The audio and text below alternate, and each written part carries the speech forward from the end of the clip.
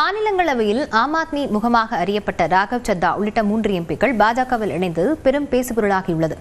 பாஜகவில் இணைந்த ராகவ் சத்தா உள்ளிட்டோர் மீது கட்சி தாவல் தடை சட்டம் பாயுமா, இதிலிருந்து அவர்கள் தப்ப வழியுண்டா என விவரிக்கிறது இந்த செய்தி தொகுப்பு.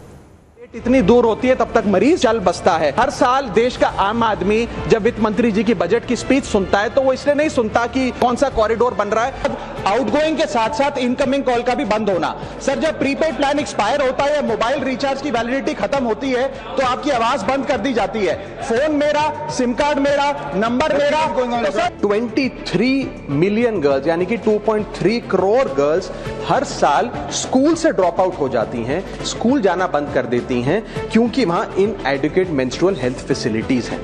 நாடாளுமன்றத்தில் பாஜகவுக்கு எதிராக சரமாரி குற்றச்சாட்டுகளை வைத்த ஆம் ஆத்மி எம்பி ராகவ் சத்தா திடீரென பாஜகவில் இணைந்து அதிர்ச்சியை ஏற்படுத்தியிருக்கிறார். மாநிலங்களவை துணைத் தலைவர் பதவியிலிருந்து கடந்த 2ஆம் தேதி ராகவ் சத்தா நீக்கப்பட்ட நிலையில் ஆம் ஆத்மி தலைமை மீது அவர் அதிருப்தியில் இருந்ததாக கூறப்பட்டது.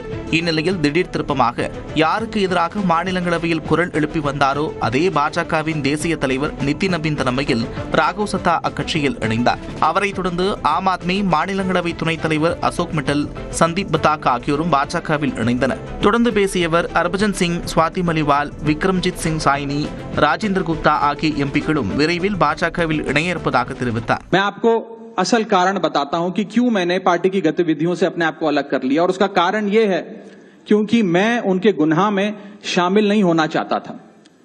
मैं उनकी दोस्ती के काबिल नहीं था क्योंकि मैं उनके गुनाह में शामिल नहीं था. மாநிலங்களவையில் ஆம் ஆத்மியின் பலம் 10 இருக்கும் நிலையில் அதில் 7 பேர் பாஜகவுடன் கைகோர்ப்பதாக வெளியாகியுள்ள தகவல் அக்கட்சிக்கு கடும் அழுத்தத்தை ஏற்படுத்தும். இதனால் ராகவ் சத்தா உள்ளிட்டோர் மீது இந்திய அரசியலமைப்பின் 10வது அட்டவணையின் கீழ் கட்சி தாவல் தடை சட்டத்தில் நடவடிக்கை எடுக்க மாநிலங்களவை தலைவரிடம் முறையிட இருப்பதாக ஆம் ஆத்மி தெரிவித்துள்ளது. அதே நேரம் ஒரு கட்சியில் 2 பங்கு உறுப்பினர்கள் மாற்றுக் கட்சியில் இணைந்தால் அது கட்சி தாவலாக கருதப்படாமல் கட்சி இணைப்பாகவே பார்க்கப்படும் என்று அரசியலமைப்பு கூறுகிறது. இதற்கு முன்பு மகாராஷ்டிரா அரசியலில் புயலை கிளப்பிய அஜித் பவார் மற்றும் ஏக்நாத் ஷிண்டே ஆகியோர் தங்கள் ஆதரவாளர்களை ஒன்றிணைத்து பாஜகவுடன் கூட்டணி வைத்து கட்சியை உடைத்தது குறிப்பிடத்தக்கது. அதேபோல ராகவ் சத்தா உள்ளிட்ட 7 பேர் பாஜகவுடன் கைகோர்ப்பது கட்சி இணைப்பாக கருதப்பட்டு அவர்கள் மீதான தகுதி நீக்க நடவடிக்கை நீர்த்துப்போக்க செய்யும் என்றும் கூறப்படுகிறது.